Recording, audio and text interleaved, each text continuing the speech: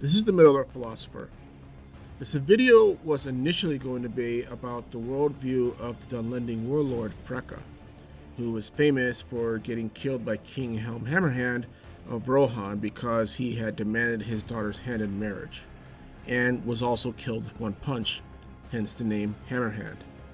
However, I realized that the background of his people also played a major part in why he felt he could so brazenly demand the hand of the king's daughter in the first place, and that much of his ancestors and his people's history also plays a heavy influence in his worldview overall. So, therefore, I decided to expand this video to be about the worldview of the Dunlandings, and by extension of that, Freca himself. Now, the Dunlandings are an interesting case in that, unlike most enemies of Gondor and Arnor, they're actually related to them as a people group, albeit quite distant. And that relation is important because their traits, in terms of how they behaved all the way up into the Third Age, can be traced all the way back to their ancestors. And it's ironic since that based on how the Númenóreans, the Gondorians, and Arnorians related to other peoples of Rhovanion and even the people of later on Rohan, where they recognized as distant kindred, they did not see the Dunlendings as so. So, to begin with, they are descended from one of the Edain tribes that first migrated to the west into Beleriand back in the First Age, the Halidin. Now, if you're familiar with the Halidin and whatnot, and the Silmarillion and whatnot, they are an intensely isolating people. They don't like interacting with others if they don't have to. And even though they were allies of the elves during the Beleriand Wars, that a lot of that was almost against their will, you can say. If they could help it, they would not fraternize with them or have anything to do with them, or any other of the human communities for that matter. That's just how they were.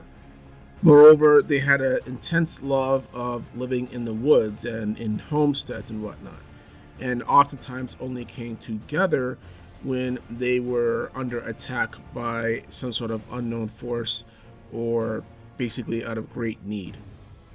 Now, those are the Halidin of Beleriand. However, not all of them migrated that far. Like the Dark Elves before them, the Halidin of the East chose not to migrate into Beleriand on their own great journey, whereas many of the other kindreds famously did so. These Halidin chose to stay in Eriador and in Middle-earth proper rather than go into Beleriand, populating around the Blue Mountains, the White Mountains, and the areas that would later become Gondor. Now, that being said, and despite the difference of geography and choosing not to migrate, these Halidin in their worldview were just like their Western kindred. They were stubborn, were very introverted, and were very into self-segregation from other human communities. So these Halidin were no different as well. And while there was some interaction with the community known as the Dunlanding, which was another human community that was in Middle-earth proper, they basically minded their own business and tended to keep that way. Also, too, like their Western kindred, they also preferred to live in a great forest that during that time, that was all over and across Middle-earth proper during the first, second, and for the most part, some of the Third Age. Now, despite their isolation, they did hear rumors of the wars that were going on far west. And I imagine that, they encountered other peoples who were migrating west as well, like the Easterlings, for example. But for the most part, they stayed out of it. They were distant rumors, and therefore it had nothing to do with them. That being said, though, I couldn't really find anything where it says that they had allied with Morgoth during the First Age. So, unlike the Easterlings, who had migrated westward with the intention of deception and betrayal of the allies of the West, these Halidin were not like that, even though, again, they didn't care about anyone who was fighting in the far west as well.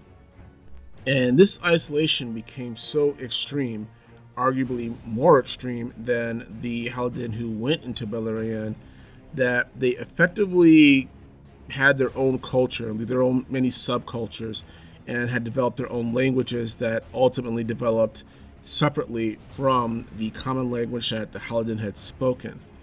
And that their worldview could ironically be summed up by one of the hobbits in the Fellowship of the Ring movie, who said, "Keep your nose out of trouble and no trouble will come to you." And while we could attribute that to a sense of pessimism and lack of empathy and just caring in general, that method does seem to have worked for them, since they didn't suffer any of the tragedies that had befallen the other communities who had gone west as well, and who were making their way back eastwards during the beginning of the Second Age. Now, as I just indicated, and I'm sure as many of you who are more scholarly educated in this than I am, this all changes during the Second Age. The Beleriand Wars are now over, and the continent itself that it took place on is not only wrecked but eventually submerged. This ends up forcing many refugees of diverse races eastward, and thereby now forcing interaction with these peoples who had been living in Eriador and those areas, and had chosen not to go that far west, and therefore had nothing to do with those wars.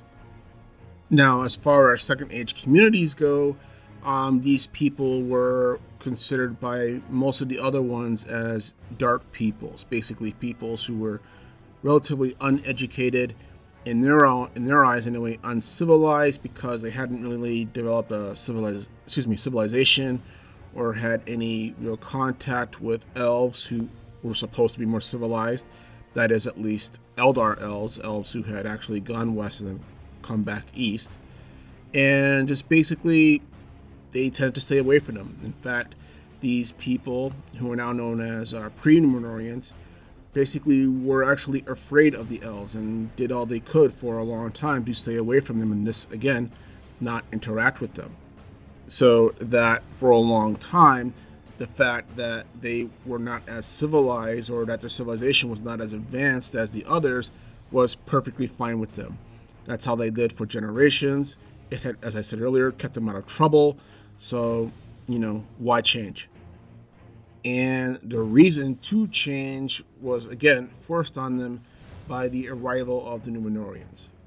Now, as we all know, the Numenoreans were the descendants of those peoples who had gone west, including the Haldan, who had chosen to migrate far westward way back when. And they had initially been fine staying on their island home of Numenor, and were fine just being educated in the advanced arts and living in the paradise that they had.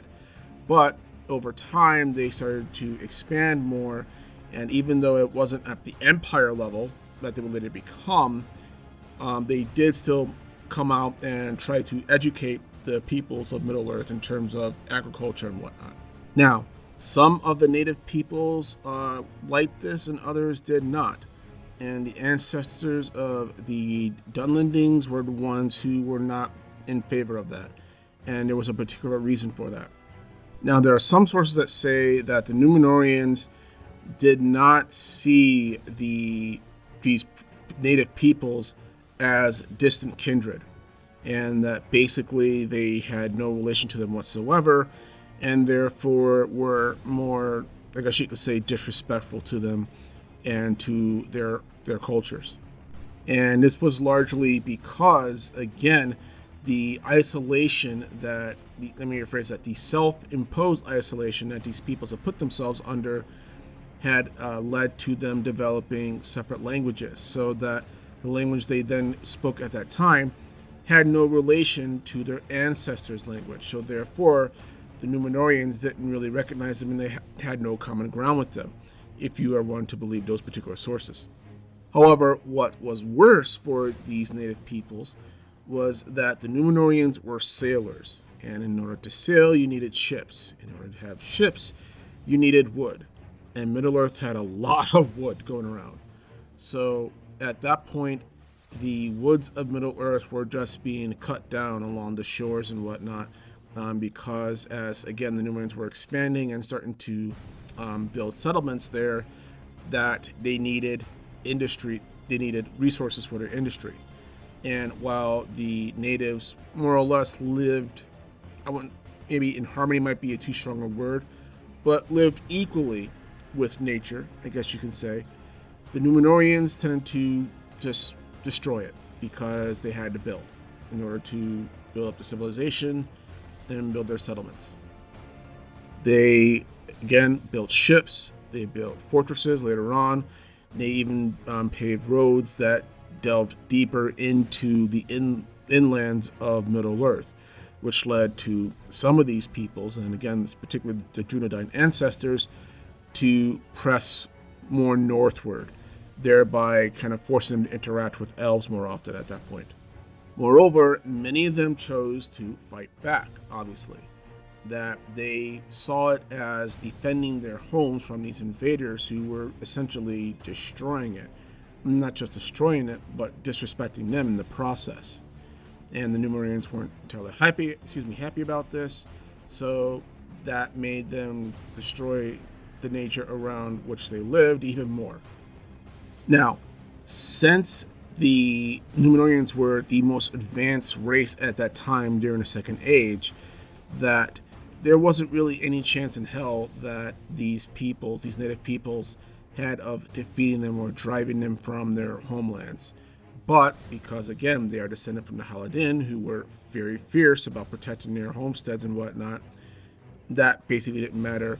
But they were smart about it and more or less conducted guerrilla warfare actions against the Numenoreans, which is why they pressed so far inward as they did. By this point, and this is later Numenor, any memory of the Numenoreans as being helpers was pretty much gone and had been supplanted by these Numenoreans who were now invaders, and these people treated them as such. Also, too, especially since they had no common language in which to voice their grievance. So all they had basically at that point was swords and spears to get it sorted. Unfortunately, this also furthered the vicious circle in how these two peoples related to each other, because the fact that these natives were now fighting against the Numenoreans basically reinforced their perceptions that these people were not their ancestors or had anything to do with them, but rather the descendants of the human allies of Morgoth, which thereby made them even more worthy of being harassed and, if need be, destroyed. Which then made these native peoples even more susceptible to Sauron's deceptions, and when he called for allegiance, that he didn't really have that much of a hard time getting it, because, like Harad, they now had issues with Numenor. Again, if you're familiar with that video I did on the enemies of Gondor, it was the worldview of the enemy of my enemy is my friend. And essentially, the worldview that these peoples had taken up and were forced to take up went from introversion to a violent extroversion. That is, that anyone who was perceived as an outsider was an invader and needed to be violently resisted. These people's worldviews was that they are defending their homelands. They are defending their homes and their families that had been theirs for generations, and that now was being taken away from them because of reasons, I guess, in their eyes. However, tragically, I guess you can say, they find out the hard way that really Sauron was not that different when he gets pressed. Because during his war with the elves, during the Second Age, that Sauron destroys even more forests and more land than the Numenoreans did. So, and by this point, it is becoming forced that they had to listen to him and or just run. So, sadly, these native peoples were kind of put between a rock and a hard place, and that people who they thought were their allies and were going to help liberate them from the invaders turned out themselves to be also not just invaders, but worse invaders. Either way, the events of the Second Age play out as we all know. Sauron is repulsed, and later Numenor is then destroyed, and their more benevolent exiles then establish themselves in the north and in the south, which is Arnor and Gondor respectively. Now, by this point, many of the native peoples had been scattered during the previous wars that had gone on, and this was particular around the southern portions of the White Mountains and the Misty Mountains, as well as further up north. Now, for the purposes of this video, the ones that are important that we're going to focus on are the peoples who settle around the White Mountains, because these are who later become the Dunlandings. Now, while some of them did ally with Sauron during his War of the Last Alliance, many of them just chose not to get involved, or as much as they could, it seems like. Also, too, the peoples of Gondor found that they had a hard time, if not an impossible time, settling the areas that were around, the White Mountains and west of that, because of the Dunlandings defending their homes and just basically already having that inherent hostility towards anything that seemed more civilized and that had any relation to the Númenóreans. That being said, this hostility also extended to orcs as well for many of those peoples. So it wasn't exactly like they were trying to, at least some of them anyway, were trying to side with Sauron during this point. And again, this is where you see that Halidin worldview still being quite alive and quite well, of independence and defending the independence at any cost. And as things go into the Third Age, this more or less seems to be fine, whereas Gondor is concerned, because Gondor was busy trying to build the empire eastward and southward. And westward, it was pretty much like the Wild West, quite literally. So they just left the Dunlendings the fuck alone at that point, because, they didn't want the hassle, I guess. But that being said, this all changes with two particular events. That is the Great Plague, which hits a lot of the peoples of Middle-earth and kills a good portion of their populations, though the Dunlendings, because of how spread out they were, don't seem that affected by it. But more so the death of the last king of Gondor.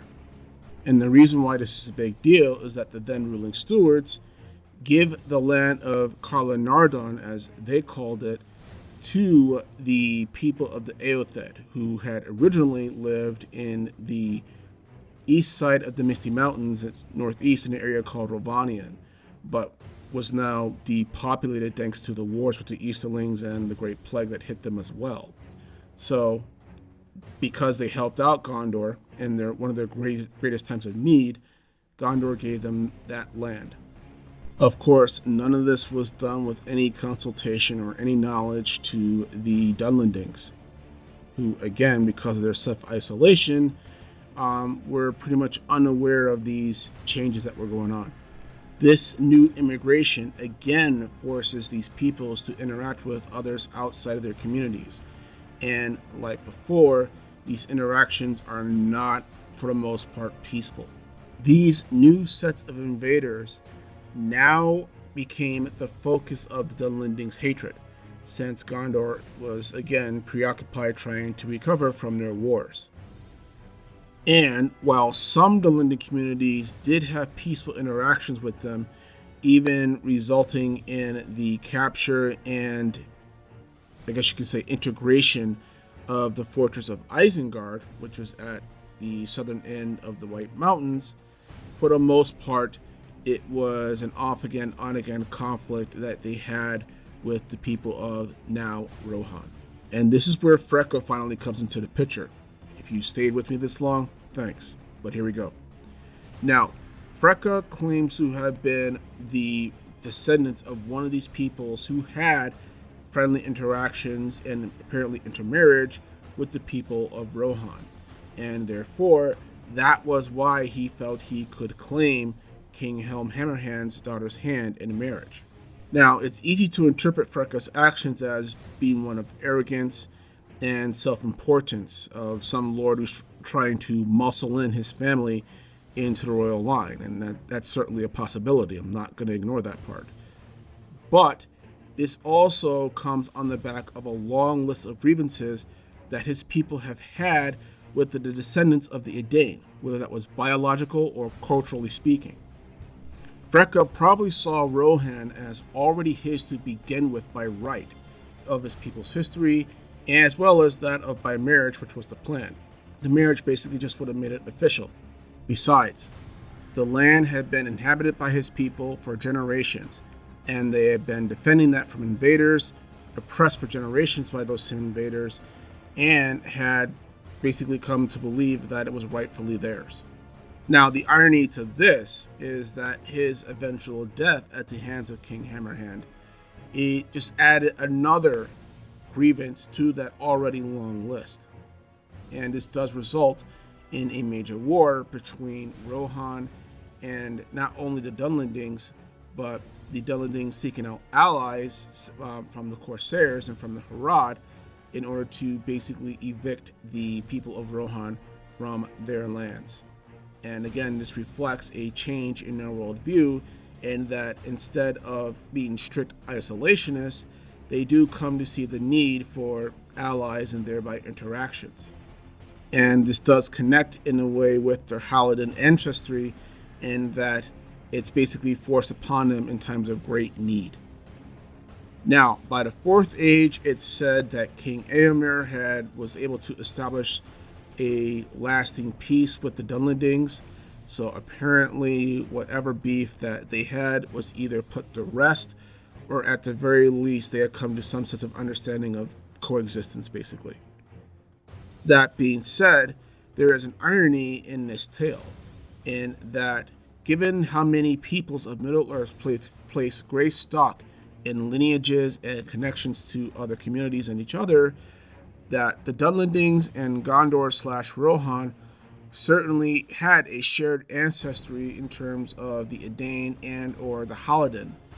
But because of the separations that happened over time in terms of how they developed and everything, this led to not only a generational conflict between these peoples, but one where that ancestry and that lineage was more or less forgotten by both sides. And the other irony being that though the fierce isolation of the Dunlendings and their ancestors had helped them in terms of preserving their people and their cultures for generations before shit started getting crazy in the Second Age, it also led to them having problems later on in the latter half of the Second Age and the Third Age, in that it did create that divide between them and these other communities, so that any other option to communicate grievances or misunderstandings did not exist. However, you could also argue that given that they still manifested the traits of their Halidin ancestors, that the Dunlandings, you could argue, at least held on to their ancestors' values more so than the Arnorians and Gondorians did. But if you happen to disagree with that, let me know in the comments below. Otherwise, have a good day.